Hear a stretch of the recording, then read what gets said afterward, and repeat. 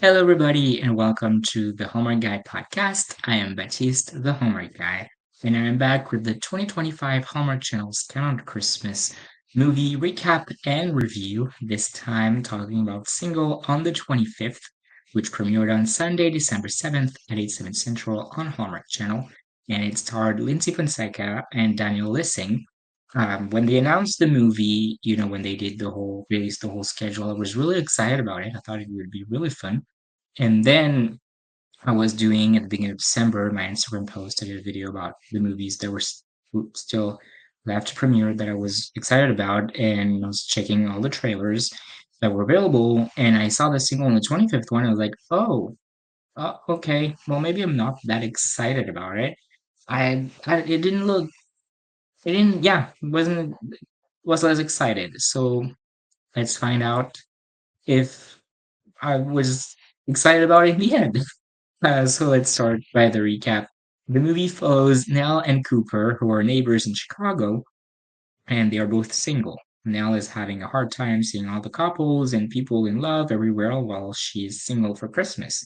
Her and Cooper do not really have a relationship. They just talk about the weather when they see each other in the halls, but it is also cannot be for too long. Nell's family is supposed to come to Chicago for Christmas, and she's really excited to be able to show them her life there and has planned a lot of activities. And Cooper is supposed to leave to go skiing with a colleague in Aspen. But Nell's uncle fractured his hip, so her mom and dad needs to stay with him, and her sister cannot come either because her sister-in-law is giving birth early, so her and her husband have to go there. After that good day, Nell decides to order food, but she forgets her keys when she comes down to get it. So she has to look at the windows to see who is there and asks Cooper to come open the front door for her. When she gets in, she also realizes that her apartment door is locked, so she has to stay with Cooper until her friend who has the keys can come open the door. While talking to Cooper, she tells him that she has to cancel all of her plans and go to Cleveland to be with family, but he convinces her to stay alone in Chicago and do all the activities she had planned, but alone. She does not want to because she would rather be with the people she loves. But he tells her that there are slots in life, places where you belong, and she could have her perfect Christmas with herself. He's sold on the idea. Cooper did not have Christmas decoration because he's not going to be home for Christmas, or that is what he thought. His company signed a new big client, so he has to stay there to plan the office Christmas party on the 23rd.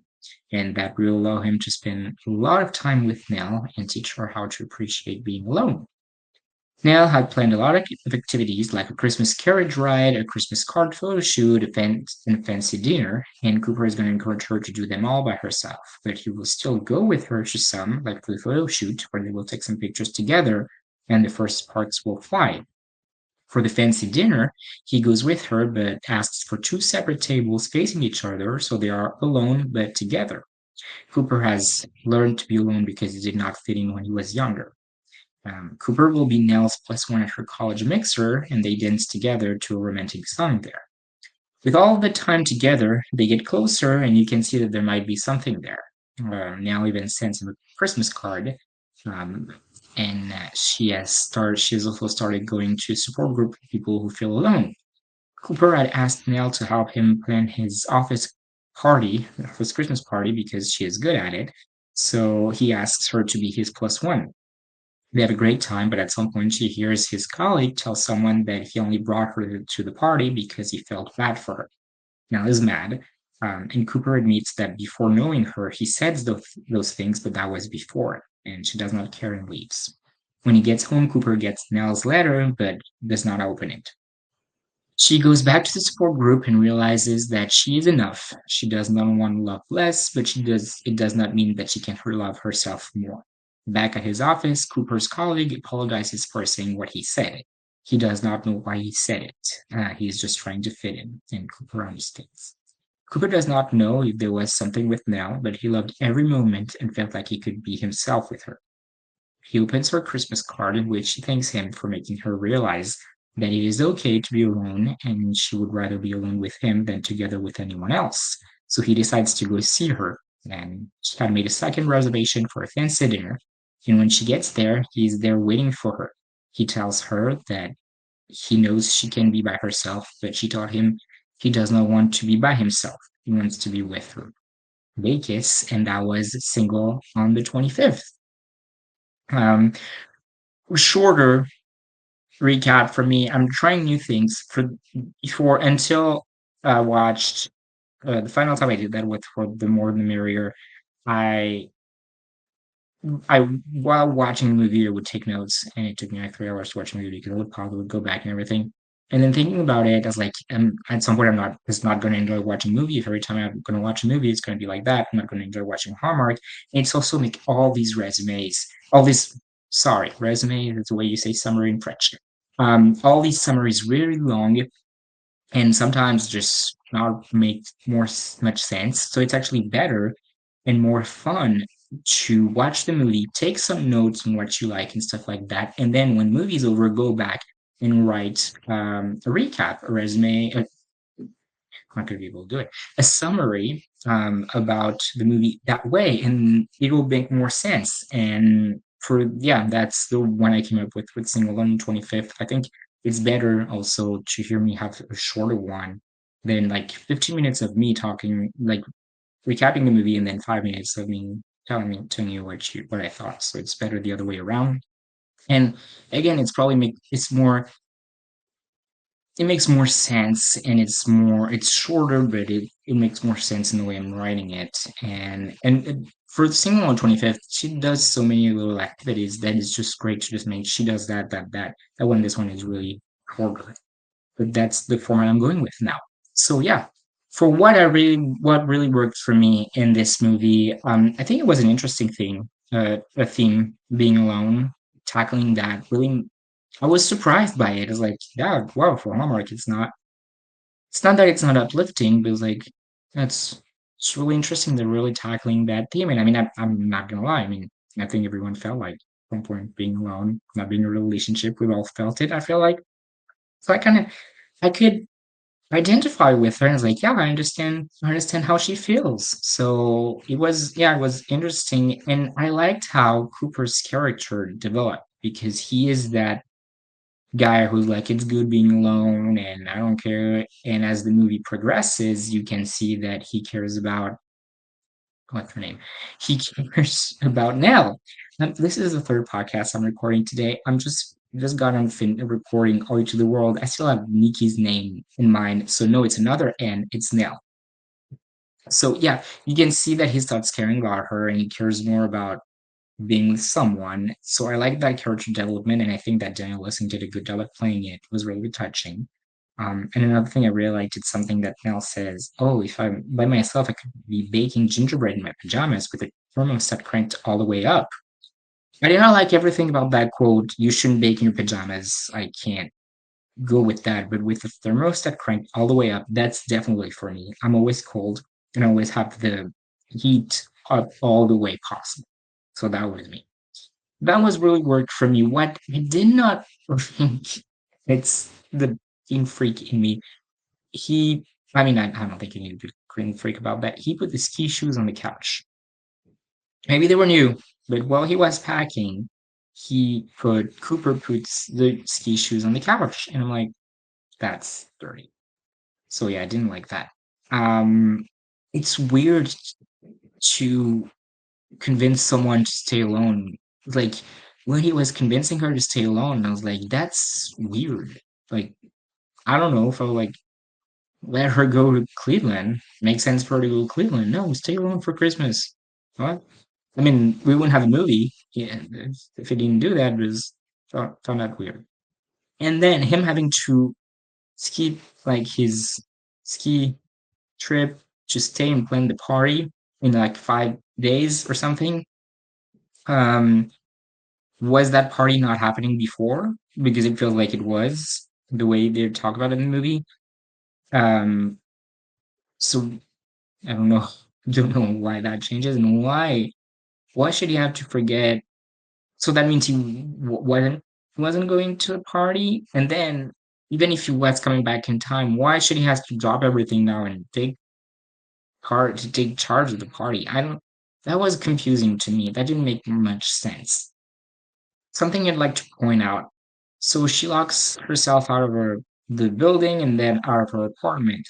It looks like, it could be wrong, there's a code to get into her apartment. Some you can open it with the key, but you can also, dial a code. It's like, if that's the case, why did she do that? Then at her college mixer, they dance to the song, and the singer, who's the real singer, it's a real Christmas song that's actually really good. It's called "Sing on the 25th." Lauren Spencer Smith was like third person credited. I think like you had Lindsay Fonseca, Daniel Lissing, her. She only sings the song, but yeah, singing on stage, and Nell's like, "Oh, there she is." It's like either that girl was, hopefully that girl was a college student of the college, and she, you know, sings the songs at the mixer. That would make sense. Otherwise, that doesn't really make sense. Like there she is. Like, why are we expecting? I don't know. Well, maybe it's sometime. I've never been to college mixer. Maybe sometime they pay people to sing there. I don't know. At some point they're outside and they're walking, and Cooper sees his colleague, I think. And Nell's like, "Well, I'm cool. I'm gonna head in." And then we see her in the Christmas market that's outside. So unless it's a different time, it's not right after, you're still outside. Doesn't make sense. Unless maybe Christmas market is protected from the wind because of all the things around you. I don't know. Then at the Christmas market, she sees that ring for like $1,955, I think. And she's like, "Well, I can't buy it. It's too expensive." And she's like, "No, you should buy it." And like, man, that that ring is $2,000. Don't encourage her to buy it right now. Like she says she can't. She can't. He still buys it at some point. That also doesn't make sense. Um, they have they spent some time watching Rudolph the Red-Nosed Reindeer, and I watch Rudolph the Red-Nosed Reindeer every year for a few years now. It did not sound like Rudolph the Red-Nosed Reindeer, and that's understandable. They probably didn't want to have to pay the rights to have the sound of the movie, but yeah, that didn't sound it like it. And then maybe that's just me, maybe I didn't hear right, but every time I would see the trailer for the movie, I would see them say to the photographer when they do the photo shoots, like, "You're together." And it's like, "Oh no, we're not together. We're not the two. We were two once." And to me, it sounded, "We were two once." Like we used to be in a relationship, we broke up, we're not anymore. And that's not at all what they say. Well, it doesn't sound the same in the movie. So like, I don't know what happens with the trailer or if it's just me, but that's the way I was imagining it every time I saw the trailer. And they showed us the trailer every time at the Hallmark Christmas Experience, the panels. So I had three panels. So yeah. Final thoughts. It was an okay movie, but it did not do much. I give it a 3 out of 5. Still was happy at the end. She was touched, and I like the lessons that she learned, and them getting together was beautiful, was cute. Um, but yeah, didn't do, didn't do much for me. At the Hallmark Christmas Experience, someone told me I think it's Daniel's best movie. I do not agree. It's not his best movie. I've seen. I've never really watched When Calls to Heart yet. I'm gonna catch up on it, but I feel like I've seen all of his Christmas movies. I don't necessarily remember them, not because they weren't good, but it's because it's been a while. But at least I remember Santa Tell Me from last year, and that was better than that. So, not saying that this one was bad, but it's not his best movie. And yeah, it was an okay movie, but it won't be memorable, which is disappointing. And because I had a lot of hopes, because the premise sounded fun and sounded fun until I saw the trailer, and I was like, "Oh, I don't know." But Lizzie Fonseca has been so solid for the past two Christmases. 2 years ago, she had Where Are You Christmas, which was really creative and really good. And last year, she had Holiday Crashers, which I do not think it's memorable necessarily for people, but it's memorable to me. I loved it. It's a really funny movie, and it's in my must-watch movies for Christmas. So she was solid the past 2 years. Her acting, I'm not putting into question her acting. It's not a question of acting. They both were solid in that. It's just the movie itself wasn't as solid as the other two. It wasn't bad. It was just okay. And yeah, don't think it will be memorable. But so I watch it. I've seen a lot of good reviews about it, and people really enjoyed it. Just didn't have the best time. My mom was like, "Was it good?" I was like, "It was okay." So yeah, that is it for Single on the 25th. Tell me in the comments what you thought about the movie, and like, subscribe, and follow me on Instagram at the Hallmark Guy Podcast. And I will see you guys in the next episode. Thank you for watching. Bye.